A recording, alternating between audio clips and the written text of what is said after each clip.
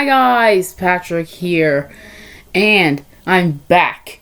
That's right, I'm back with another toy review. So long. Now, okay.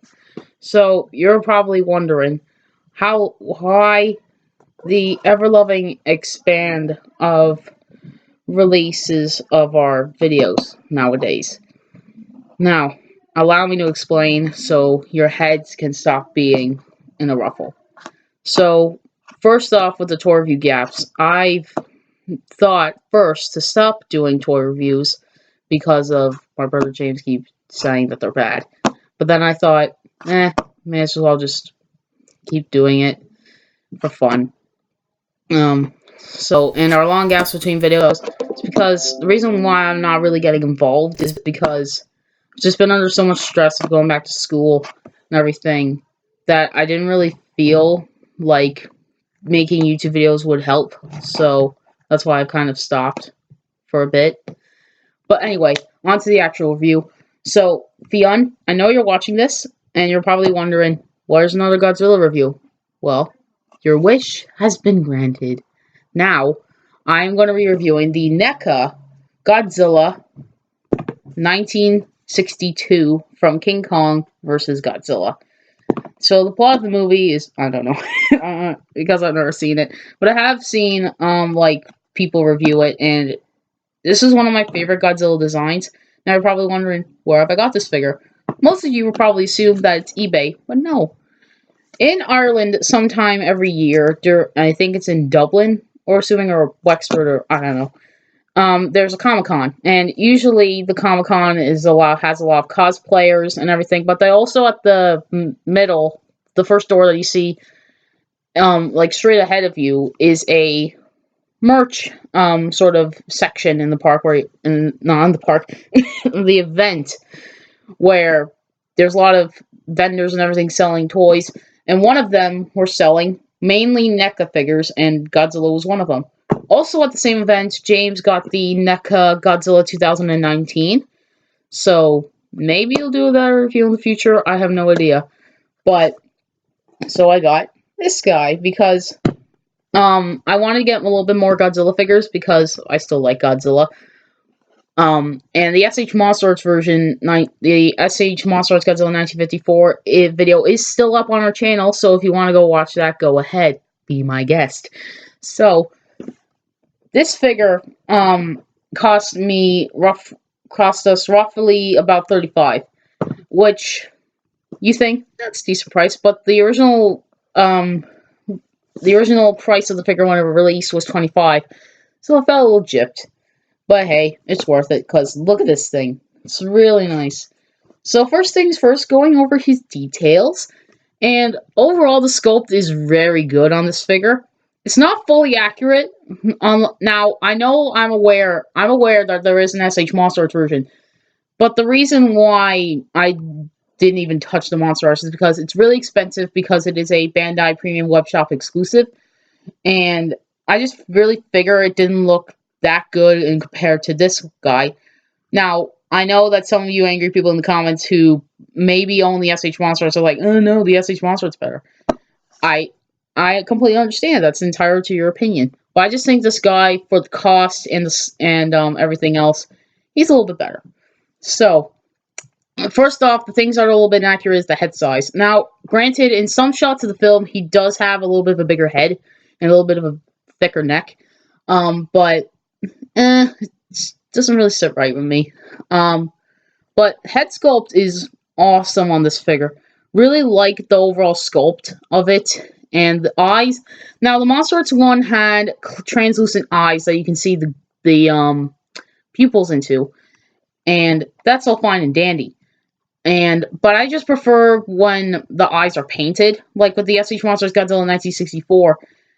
The clear eyes kind of worked on that because it was a little bit more accurate to the suit. And yes, I am aware that NECA is going to be making an essay at Dad, I can't speak. I always stutter. Sorry. But I am aware that NECA is making a Godzilla 1964. Might get that figure, I have no idea. But back to the figure. For the arms, they look pretty well. They look look pretty good on this figure, and there's nice dry brushing and shading to really highlight texture. And also, a little difference between NECA Godzilla figures and SH Monsters Godzilla figures is that they're significantly more heavy, because Monster Arts uses some hollow pieces when these mainly use none. Now, I don't know, this is one of my first ever NECA Godzilla figures, so I don't know if it applies to all of them, but I figured I just want to point that out. So, for the hands, they look pretty nice as well. I feel like the hands are a little too big, but then again, I don't know if it is fully accurate to the suit, or maybe it is. I don't know. I haven't seen any footage of the movie in a while. So, yeah. For the body, it looks pretty good and appropriately very plump, like the suit, which is very good and nice for them to do. I don't know, man. Legs look pretty good as well, with, again, nice dry brushing and shading to highlight the details. The toes look pretty good. And the claw paint and the toenail paint is actually pretty well done. Usually most Monster Arts figures nowadays have really sloppy paint, but I mostly avoided sloppy paint on this. So, yeah. Another thing that... Okay, we'll just continue on. Tail looks really nice as well. The dorsal plates are a significant improvement over the 1954 figure that I saw. Man, I don't even want to... Now, another thing to note, the difference between Monster Arts and NECA figures is that their spines, for the most part, are pretty rubbery. So you don't really have to get worried about getting hurt when you handle the figure, unlike the Monster Arts version. And the other spines on the tail look pretty well as well. Now, things that the NECA figure does right than the Monster Arts is the jaw.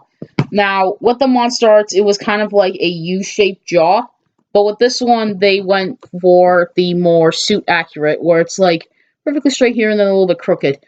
That's how it was in the movie, and that's how it is in this figure here.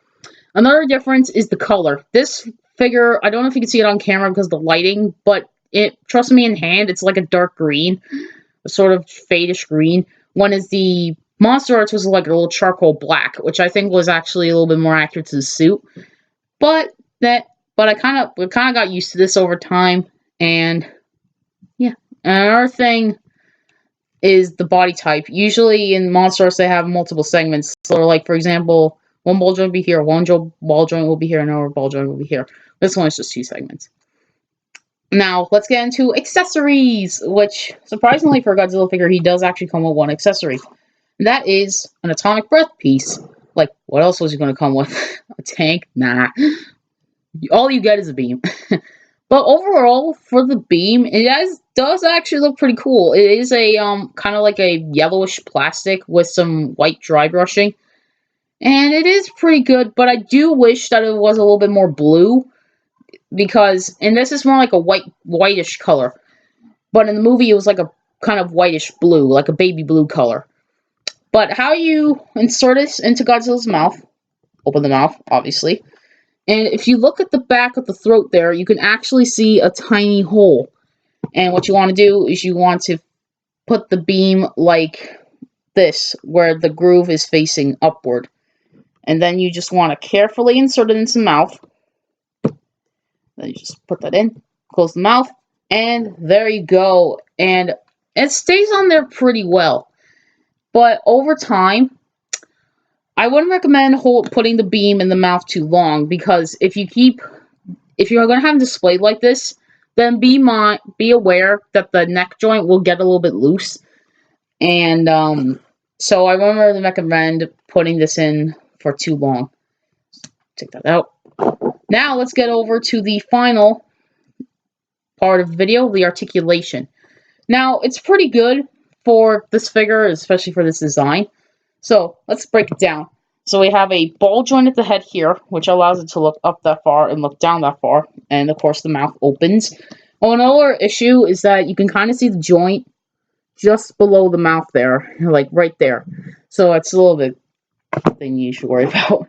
There's another ball joint at the neck, so that adds more range of motion, so he can look up that far, and he could roughly move down that far. And that's pretty good. So we have... Okay, hold on. Just get a better angle. So we have mostly swivel arms that can move in and out, and better on this arm, we move in and out. And another thing is that if you get a NECA figure, I highly recommend that you air dry the joints because they're known for having some of the stiffest joints in the action figure business, and some of these can eventually lead them to breaking, and that must suck for you. I am so sorry, but just air dry. If you have a hair dryer, just hair dry the joints, and that could loosen them up a little bit. So anyway, so we have a swivel arm, and then it can move in and out.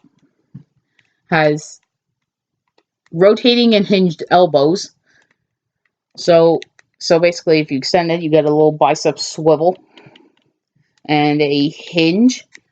You get a swivel at the hand, and you can also hinge, moving down and up. And he has a little bit of finger articulation with a single hinge. For the waist, now keep in mind that these spines could bend or break if you don't handle the joint carefully. So anyway, so if you crunch him forward, you can get a bit of motion out of him, but you're mostly just going to lift it up and down and side to side, which is alright with me. With the legs, oh god, so you can kick forward roughly about that far and can't even move back that far because of the sculpt.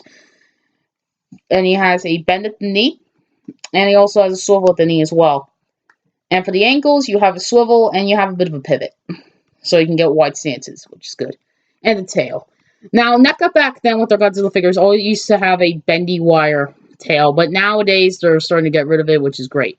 So anyway, so we have a ball joint here, ball joint here, ball joint here, and a ball joint here, which is 5. Let's see.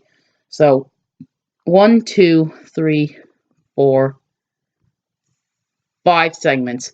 So those allow for a table curving or straight, or some nice organic tail poses, which is nice. I'm glad they're getting rid of the bendy wire tails, because a posable tail is always a highlight of a Godzilla figure for me. So articulation on this guy is pretty good, but you can't really get that many poses of him because of his design. But I don't know, you could get creative. And so that is a review of the NECA Godzilla 1962. Now, do I recommend this figure if you want to have it turn into the SH Monster Arts? Absolutely. This figure is pretty good.